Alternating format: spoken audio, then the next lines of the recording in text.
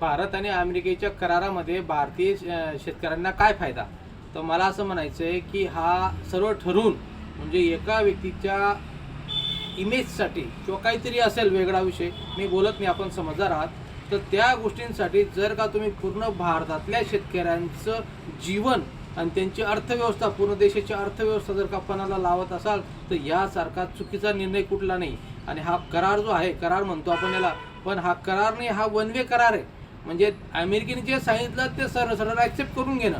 मला एक प्रश्न पडतो, जर का अमेरिकेतला जर का शेतकऱ्यांचा माल भारतामध्ये जर येत असेल आणि जर का तो भारतात आला या कराराच्या माध्यमाने, त्यांच्या येणाऱ्या मालाला कोणताही शुल्क नाही, कुठलाही टॅक्स नाही, आणि इकडून जाणाऱ्या मालाला 18% टॅक्स टॅरिफ आपण जे म्हणतो, जे पहिले पूर्वी 3% होता, आता 18% झाले, त्याच्यातही 15% वाढ आहे. आणि आपण असं म्हणतो की तो माल आपल्या भारतात आल्यानंतर जर का आपल्या शेतकऱ्यांची उन्नती होत असेल आणि गावात जर का आणि देशामध्ये जर का शेतकऱ्यांच्या मुलांना रोजगार मिळत असेल, जर असं जर का आपण देशामध्ये भासवत असाल तर यासारखं दुर्दैव दुसरं कुठलं नाही.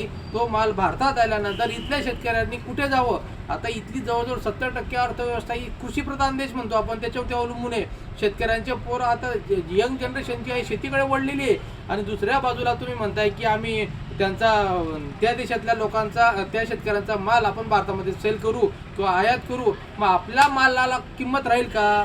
ज्यामध्ये कापूस आहे, ज्यामध्ये सोयाबीन आहे, आणि तिथे एक पार्ट केलेला आहे की आम्ही दुग्ध आणि दुग्धजन्य पदार्थ जे असतील ते आम्ही घेणार नाही, किंवा आम्ही इत्यादी पदार्थ घेऊ किंवा इत्यादी वस्तू आम्ही घेऊ. इत्यादी म्हणजे काय? हा क्वेश्चन मार्क आहे. इत्यादी म्हणजे काय? की ही पडवाड आहे की इत्यादी किंवा अजून प्रॉडक्ट जे आम्ही ऐन वेळेस ते परचेस, जे देशामध्ये बवाल होऊ नये, देशामध्ये असंतोष, तीव्र संताप व्यक्त होऊ नये, याच्यासाठी आपण मिसगाईड करत आहात. मला सरळ सरळ मोदी साहेबांना प्रश्न आहे किंवा सर्व राजकीय पुढाऱ्यांना प्रश्न आहे, सत्तेतले जेवढे काही आमदार, खासदार आणि मंत्री आहेत यांना प्रश्न आहे की आपण असं सरळ सरळ कसं काय लुटून जाऊ शकतो? बरं, तुम्हाला शेतकरी म्हणजे काही खेळणं वाटतं का? याला देऊन टाका, त्याला घेऊन टाका, इकडनं माल घेऊन टाकाय, म्हणजे तुम्ही पूर्ण देशच विकायला निघाले आहेत का? अरे कमीत कमी जो अन्नदाता आहे त्याला तर जगू द्या बाबा हो. याच्यासारखं दुर्दैव दुसरं कुठला नाही. ही जी ट्रीटी जी आहे, हा जो करार आहे, हा आपल्या देशाने रद्द केला पाहिजे, याला विरोध केला पाहिजे.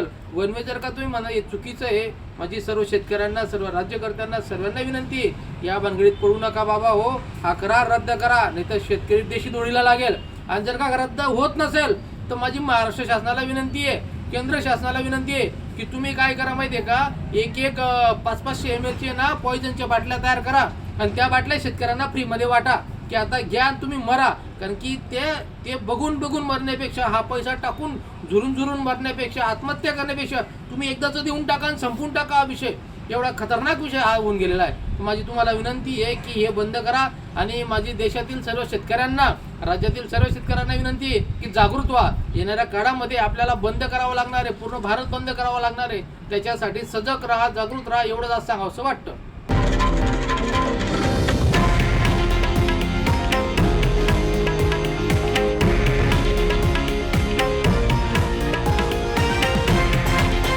हे आहे देशातील नंबर 1 न्यूज नेटवर्क आणि आपण पाहत आहात TV9 मराठी, एकमेव.